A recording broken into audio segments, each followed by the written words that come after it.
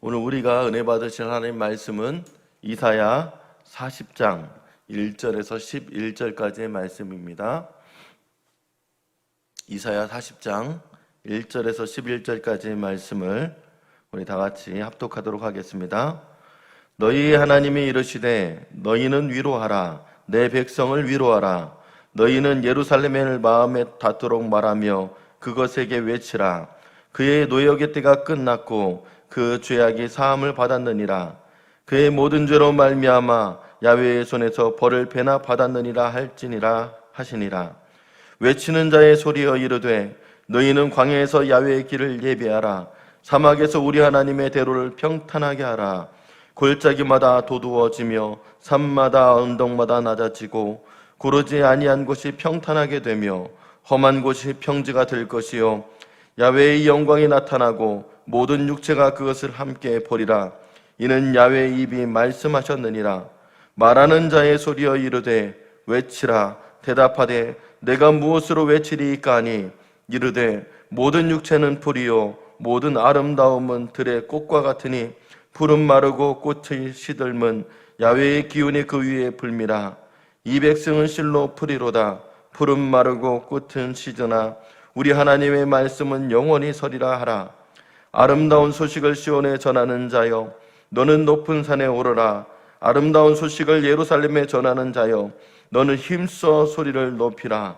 두려워하지 말고 소리를 높여 유다의 성읍들에게 이르기를 너희 하나님을 보라 하라. 보라, 주 야훼께서 장차 강한 자로 임하실 것이요 친히 그의 팔로 다스리실 것이라. 보라, 상급이 그에게 있고 보응이 그의 앞에 있으며 그는 목자같이 양떼를 먹이시며 어린 양을 그 팔로 모아 품에 안으시며 젖먹이는 암컷들을 온순히 인도하시리로다. 아멘. 오늘 말씀의 제목 한번 같이 따라해 보겠습니다. 지금이 하나님의 음성을 들어야 할 때입니다. 지금이 하나님의 음성을 들어야 할 때입니다. 네, 이제 이사야서가 시작이 되었는데요. 아쉽게도 전반부 1장부터 39장까지는 이미 지나갔고 이제 40장부터 시작을 하게 되었는데 이사야서의 간단한 배경을 설명해 드리고 오늘 본문의 말씀 전해드리도록 하겠습니다. 이사야 선지자는 우시야가 죽던 해부터 예언 사역을 시작했습니다. 우시야, 요담, 아하스, 히스기야 이 4대 왕을 거쳐서 이 이사야 선지자는 예언 사역을 했는데 이사야 선지자를 궁중 선지자다 이렇게 얘기하기도 합니다. 왜냐하면 이사야 선지자가 왕족 중에 하나라는 이야기가 있습니다. 그리고 궁중에서 많이 사역했기 때문에 그렇습니다. 그리고 이 이사야 선지자는 우시야가 죽던 해, 그러니까 BC 739년부터 사네립이 죽던 BC 681년까지 약 58년간 예언 사역을 한 선지자입니다. 그리고 예언 사역을 하던 중에 기록에 보면은 문하세 왕에 의해서 순교했다고 그렇게 전해집니다. 그 순교자 저스틴에 의하면 히브리서 11장 37절에 믿음의 사람들이 톱으로 켜서 죽임까지 당했다 그런 말이 나오죠. 그 말을 근거로 해서 톱으로 켜서 문하세에게 죽임을 당한 선지자가 바로 이사야 선지자다 그렇게 이야기를 합니다. 이 이사야 선지자의 그 사역을 통해서 그리고 이사야서의 그 말씀을 통해서 우리가 이 코로나 시대에 깨달아야 될 것이 분명히 있을 줄 믿습니다. 이사야 선지자는 분명히 하나님께 계시의 말씀, 그 예언의 말씀을 들었습니다. 그리고 그 말씀에 충실하게 하나도 빠짐없이 가감없이 그 말씀들을 선포하기 시작했습니다. 선포되어지는 그 말씀들이 왕들에게 그리고 고관들에게 유대 백성들에게 좋은 말씀이 아닙니다. 왜냐하면 이 백성들이 우상 숭배와 그리고 도덕적으로 윤리적으로 타락하고 지금 이방 민족들과 이렇게 음란하게 하나님 앞에 범죄하였기 때문에 이 나라는 하나님의 심판을 당할 것이다. 이 나라가 하나님의 심판을 받아서 이제 망하게 될 것이다. 계속 예언을 하니 그 예언을 좋아하는 사람이 어디 있겠습니까? 우리 대한민국이 이제 망할 것입니다. 우리 대한민국에는 소망이 없습니다. 그러니까 이제 모든 땅을 다 정리하고 이제 이민 갈 준비하십시오. 제가 그렇게 설교한다면 우리 성도님들 누가 좋아하겠습니까? 이 애국심이 있는 우리 국민들이 이사야 선지자를 누가 좋아하겠습니까? 그런데 이 나라가 망하게 된 그 원인에 대해서 분명하게 이야기하는데도 불구하고 자기들의 그 허물은 생각하지 않고 우리는 하나님의 택한 족속이니까, 우리는 하나님의 택한 성민이니까 우리는 결코 망하지 않아, 그런 생각들에 빠져 있었다는 것입니다. 그러니까 정말 안일하게 신앙생활하고 있었던 것입니다. 그 시대에 북이스라엘은 그 이사야 선지자에게 예언하던 시대에 아수르에 의해서 이미 멸망하게 되고, 그리고 이제 남유다도 지금 사네립이라는 아수르의 그 왕이 쳐들어와 가지고 지금 성읍을 포위하고 있습니다. 굉장히 위태하던 때예요. 심지어 사네립이 내가 병거를 줄 테니까 어디 한번 말 모는 자가 있는지 보자, 어디 싸울 자가 있으면 나와서 싸워보자, 그렇게 얘기를 해요. 그리고 더 기가 막힌 것은 너희의 신은 너희를 구원할 수 없다, 그렇게 얘기해요. 그렇게 히브리 방언으로 이스라엘 사람들을 위협하고 간담이 높게 했던 그 사네립이었습니다. 그런데 그렇게 하나님을 모욕하는 말을 하고 난 다음에 그 다음날 아침에 보니까요, 군사가 18만 5천 명이나 전멸했습니다. 하나님이 치신 것이죠. 거기에 놀라서 사네립이 자기 고국으로 돌아갔는데, 자기 신당에서 제사를 하다가 거기서 자기의 두 아들에게 목숨을 빼앗기고 맙니다. 하나님이 이런 기적을 좀 보여주셨으면 백성들이 베옷을 입고 하나님 앞에 좀 회개를 했어야 됐는데 그러지 않아요. 그러니까 우리가 이 이스라엘의 역사를 통해서 깨닫는 것이 있습니다. 죄가 내 속에서 계속 역사하고 그 죄를 내가 거스리지 않고 그 죄를 내가 끊어내지 않으면은요, 죄에 중독이 된다는 것입니다. 마약 중독만 중독이 아닙니다. 죄에 중독이 되기 시작하면은요, 이것이 처음에는 잘못된 것인 줄 알고 마음에 번민이 있고 두려움이 있고 이 마음에서 괴로움이 계속 역사하는데요, 그것이 이제 만성이 되기 시작하면은요, 그냥 죄하고 친숙하게 살아가는 것입니다. 그리고 여전히 죄를 지으면서 하나님 앞에 가서 제사를 드립니다. 이것이 이 시대를 살아가는 우리들의 모습이기도 합니다. 그래서 하나님께서는 우리에게 코로나를 허락하신 것은 아닐까, 그런 생각을 해보게 되는 것입니다. 그런데요, 그렇게 심판을 예언하던 그 이사야 선지자를 통해서 하나님께서요, 이제 위로의 말씀을 주시기 시작합니다. 39장까지 그 나라가 망하는 거예요. 심판의 메시지입니다. 근데 40장부터는 이제 바뀌었습니다. 하나님께서 뭐라고 얘기하시는지 한번 들어보시기 바랍니다. 위로의 말씀을 선언하시는데 1절부터 2절까지 읽겠습니다. 너희의 하나님이 이르시되 너희는 위로하라. 내 백성을 위로하라. 너희는 예루살렘의 마음에 닿도록 말하며 그것에게 외치라. 그 노역의 때가 끝났고 그 죄악이 사함을 받았느니라. 그의 모든 죄로 말미암아 야훼의 손에서 벌을 배나 받았느니라 할지니라 하시니라. 그래요. 사실 우상숭배라는 그 큰 죄를 저질렀음에도 불구하고 우상숭배를 하게 되면 어떻게 됩니까? 반드시 죽을 것이다, 십계명에 기록되어 있습니다. 그런데 하나님께서는요, 그렇게까지 하시지 않았어요. 하나님께서 징계하신 그 징계는요, 결국 부모가 자식에게 주는 사랑의 매였던 것입니다. 다시금 자녀들이 돌이킬 수 있을 만큼의 여지를 남겨놓은 것입니다. 완전히 죽도록 때리지 않으셨습니다. 때린 다음에 지금요 얼마나 아파 하면서 그 맞은 자리 약 발라주고 안아주고 다시는 그러지 마, 알았지? 그러면서 지금 토닥여주고 있는 것입니다. 얼마나 감사하신 하나님이십니까? 이 코로나 때에도 우리는 이런 위로의 하나님의 메시지를 들어야 될 줄 믿습니다. 힘들고 어렵지요. 정말 지금 코로나19를 우리 그 인간의 문명이 어떻게든 극복해 보려고 노력하는데 그것이 쉽습니까? 안 되지요. 우리의 힘으로 안 되고 있어요. 코로나19하고 저항해서 그걸 극복해 보려고 백신들을 만들기 시작했는데 이제 변종 바이러스들이 나타나기 시작했습니다. 사람의 힘으로는 안 돼요. 아수르의 사내립을 우리 힘으로 물리치지 못했던 것처럼 이 코로나 바이러스도 우리 힘으로 할 수 없습니다. 하나님, 우리가 범죄했습니다.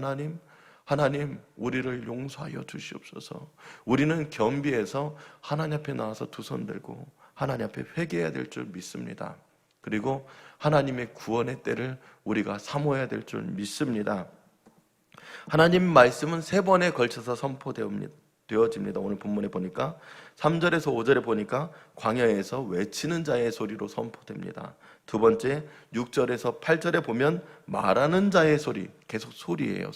소리에 우리는 집중할 수 있어야 됩니다.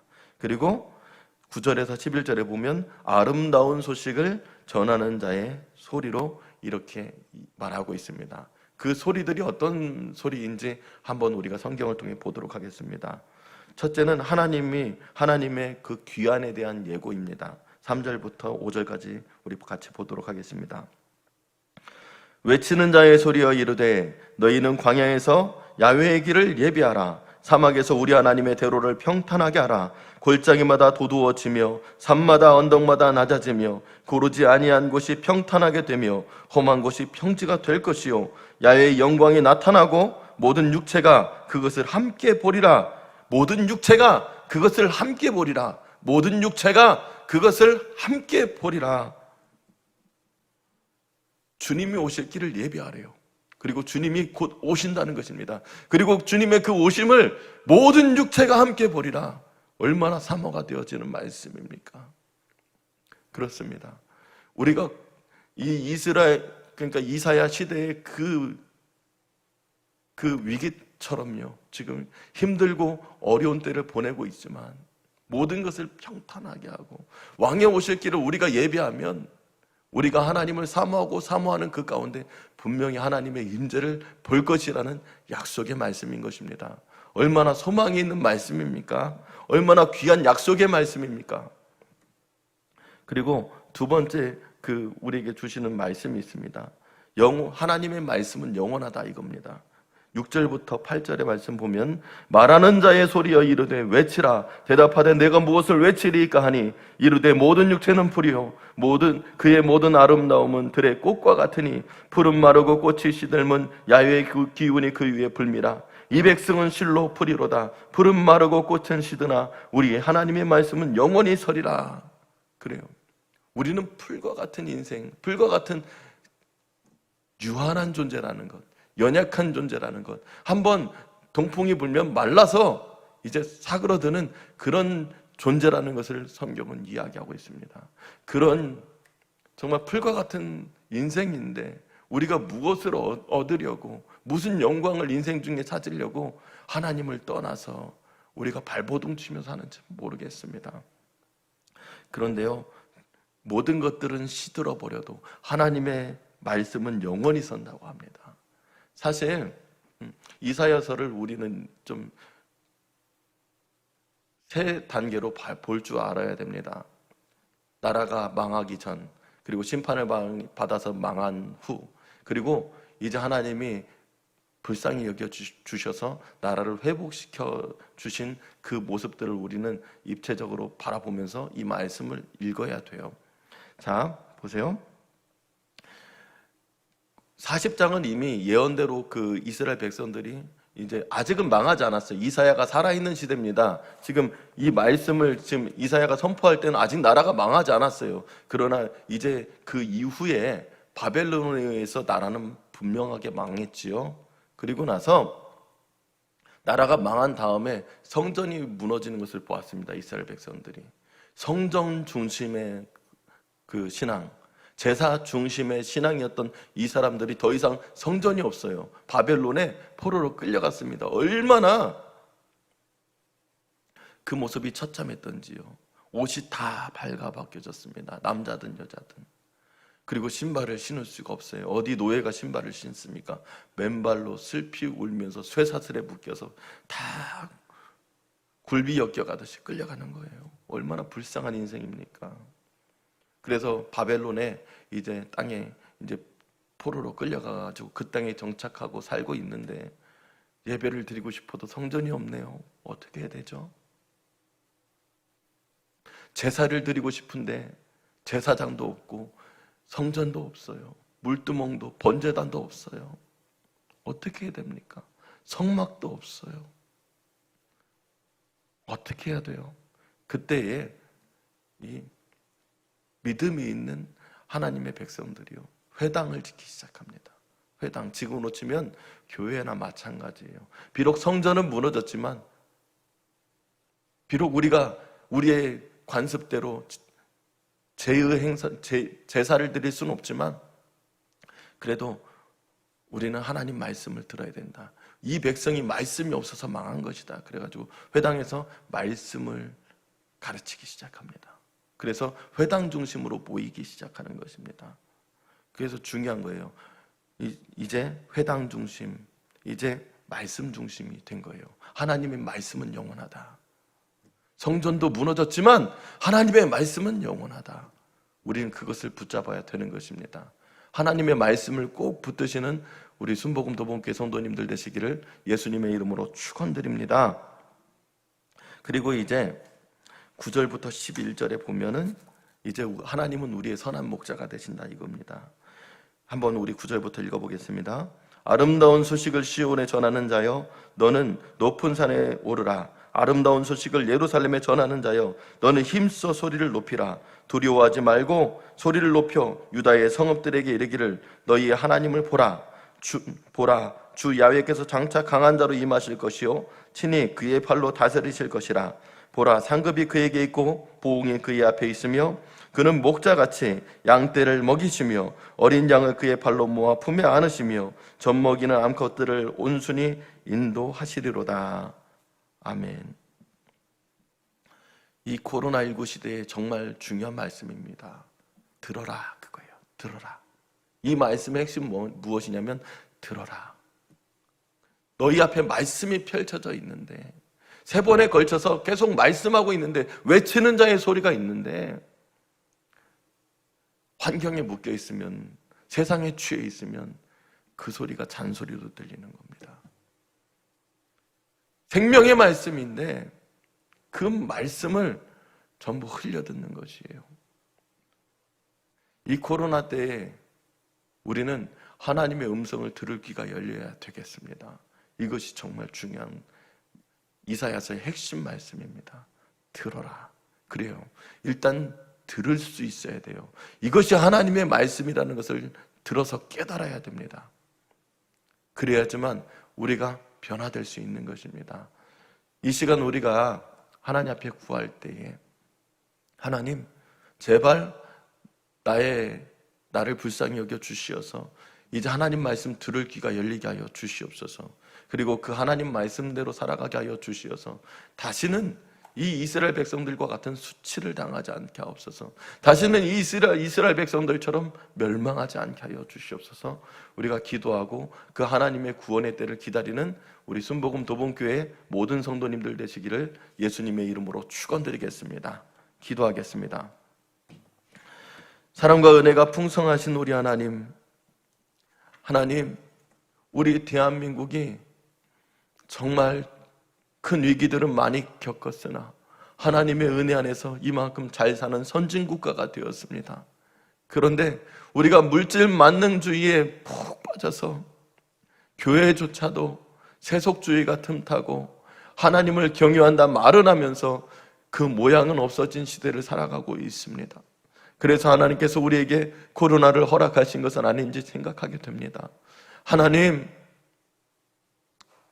엘리 제사장 시대처럼 하나님의 이상이 희귀하지 않게 하여 주시옵소서.